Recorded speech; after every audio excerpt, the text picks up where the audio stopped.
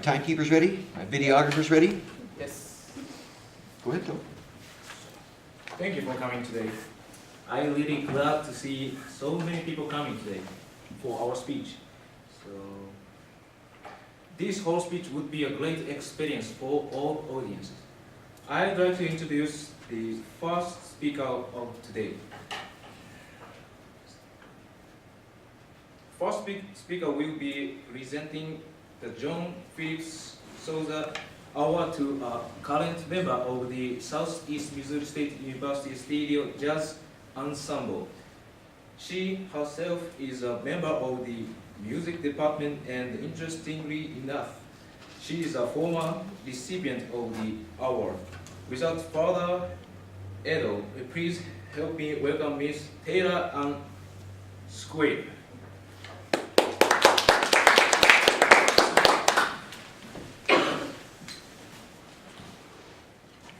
Thank you, Coke.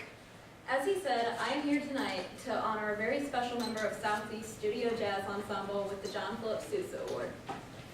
This has been a tradition since 1954 and has been carried on by my high school and Southeast Missouri State University. Before I present the award, I would like to say something. Band is a family. It's like my family away from home. I think I've spent more time with the members of the Studio Jazz Ensemble than I have with my own family this year. From rehearsals to concerts to tours to the band bus, we're always together and we're always there for each other. This member in particular has been here for almost 5 years. He's like the father figure, he gives the best advice, and he's an incredible player. And it's a real honor to be presenting this award to him tonight. The award reads, in recognition of outstanding achievement and interest in instrumental music, for singular merit in loyalty and cooperation, and for displaying those high qualities of conduct that school instrument music requires. The John Phillips Sousa Band Award is hereby presented to Stephen Watkins. Thank you very much.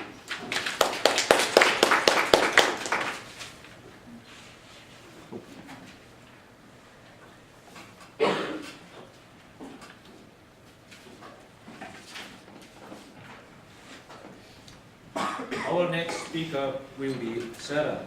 Today, as we all gather here to have a fun time being in the presence of family, to laugh and joke with one another, and to make more memories, I'd like for you all to give your attention to Sarah Oza and help me welcome her to the front as she say a fun short words to say.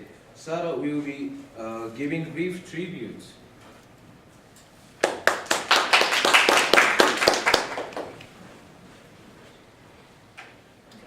Today I'm here to tell you about a very special woman.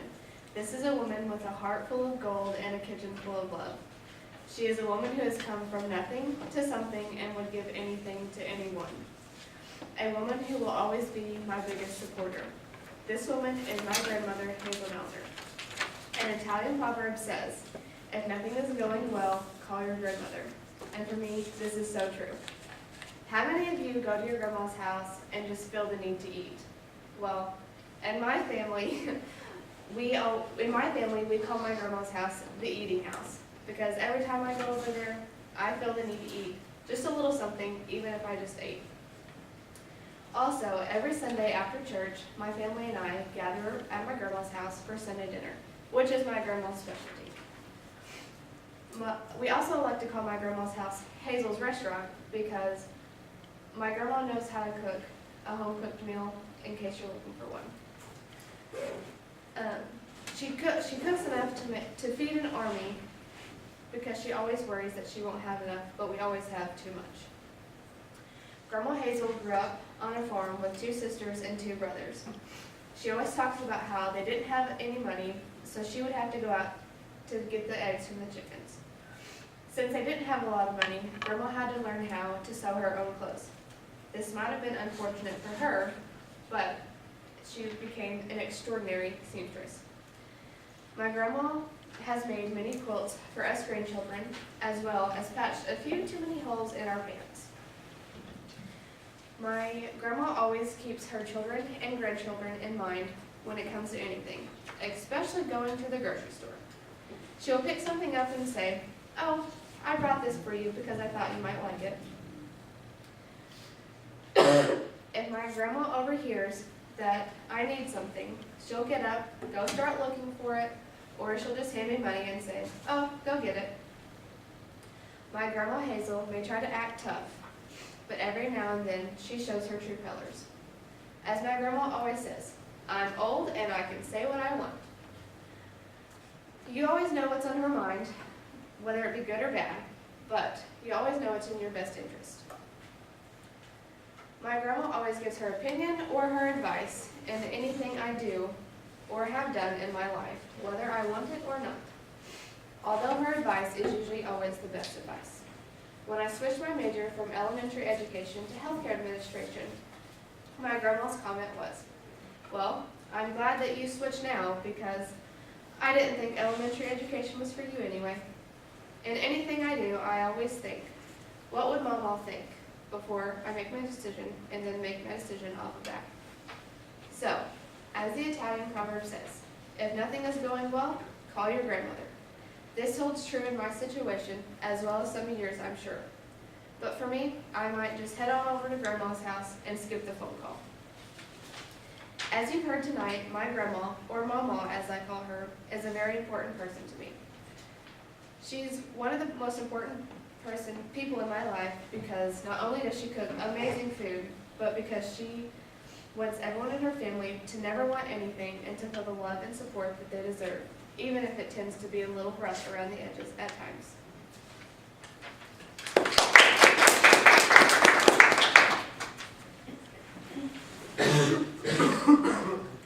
Our next speaker will be presenting a very special award that will make you feel warm inside. The award is dedicated to the brother or brothers that have shown great attention, affection, kinship, and patience toward their family members. It is a very prestigious award that's only awarded to those who truly deserve it and are top of the line brothers. Without further introduction, Mr. Timmy Rowland.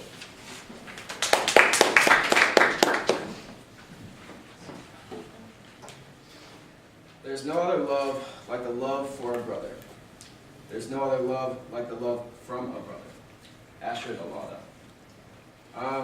Before I start my award ceremony, I'd like to thank all my family members for coming out to this event. Mom, Dad, Grandpa, Uncle Steve, I see you out there. This award is only given to the absolute best brother or brothers who show what being a brother is all about. This award is given out every year, and it goes to brothers that are constantly go above and beyond the duties of being a good brother. This year's winners, yes, I said winners, have been my brothers for 19 and 16 years. They have always given it their all, but really made a splash this year when they both showed me how they really cared about me. One of my brothers, my youngest one, missed me so much after I left for college. He would text me every day to ask how I was and how my classes were going. The other one, oldest, even though in college and living on a very strict budget and time schedule, visited me on my birthday and also very graciously gave me $100. You can say that I definitely was very surprised and wasn't even expecting what I was given. But it truly was a special gift to me. Now, without any further ado, in the moment of truth, and that all you have been waiting for, the winners of the Best Brother Award are my two brothers, Tanner and Tyler Rodell. Please come up and accept the award.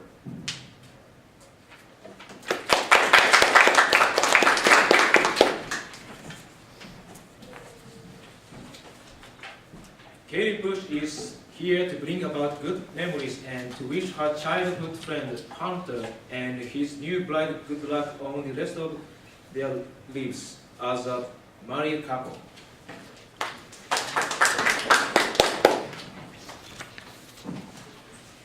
Hello, lovely people out there. If you don't know me, my name is Kaylee Bosch, and I'm here to talk about my childhood friend, Hunter, and his new bride. We grew up together, and because he lived right down the road from my grandma's house. I was at my grandma's house all the time with my mother because she had cancer, and my mom would always take care of her. So meanwhile, me being a little kid, not knowing the seriousness of it, I was always down the road with Hunter. And he lived on a farm, and we were crazy little children. My grandmother had these little puppies, and we played with them non-stop. And actually, this was when it was colder out. So I'd be, bundled up in my big coat and whatever, and the poor puppies didn't have anything to keep them warm. And they just huddled around us. Like, we would just lay on the ground, and they would surround us, be on top of us. It was like they were like a big fur coat or a blanket, and they were just everywhere. Later on, after we gave them away to very nice families, it was the summer. And we, of course, ran around. This was when I was very young. He had chickens, and when we weren't chasing them around, we were finding the rotten eggs and throwing them like stink bombs. I'm not sure if this was just me being little in my imagination, but I swear little clouds of like bright colored smoke came up from them, and we would be sprinting away from the smell. And also his dad wasn't very happy with where we threw them. So we were running away from the smell and also his dad. And he went to jump over a stick, and me being slower and being behind him, went to follow suit. But as I was jumping over it, the stick moved. And it was this huge snake that we didn't even pay any attention to. We had no idea. And so we both like screamed, and we were running. And so his older brother had to come down and kill it. I had never seen a snake killed before. It was terrifying. The snake just kept on wiggling around and moving, and I was like, it's not dead! It's not dead! It was dead. It was so dead. I was terrified. Also, I don't know if that was my imagination either, but he remembers it, so I think it was real. But later on, we grew up and our antics stopped. I got busy with sports and school, and he ended up moving to California and started an acting job. Wasn't expecting that out of our small town boy. And he came back with this beautiful girl with a very nice ring on her hand. And I didn't expect him to get such a pretty girl either. So congratulations to my boy, Hunter, and your new bride. Thank you.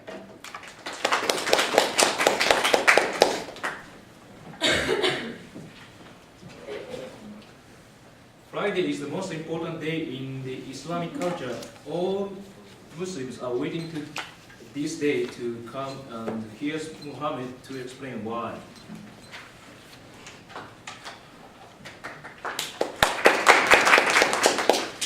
Hello everyone, my name is Mohammed, and Friday is important for us as Muslims, and it's like Christian with Sunday.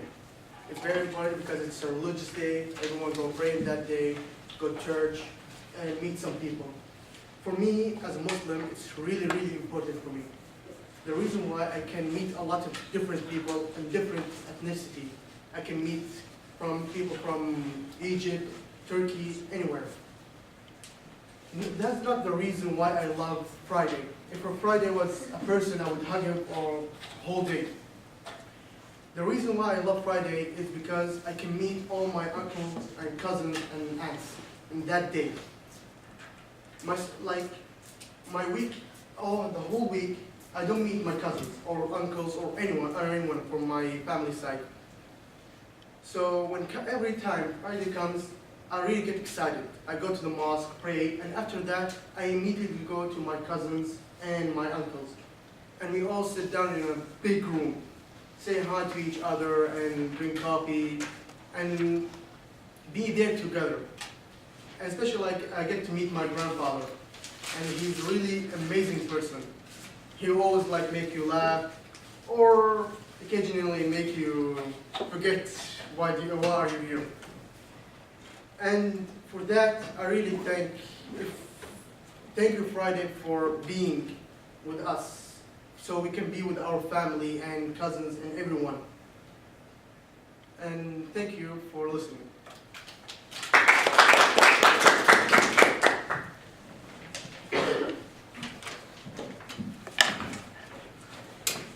Thank you for giving great attention to us. We wish all audience could get some excitement from our speech. We are really glad to give great information our families. I hope we gave a definition of love of family. It is most important thing, and this is very great thing for everybody. Thank you for your attention.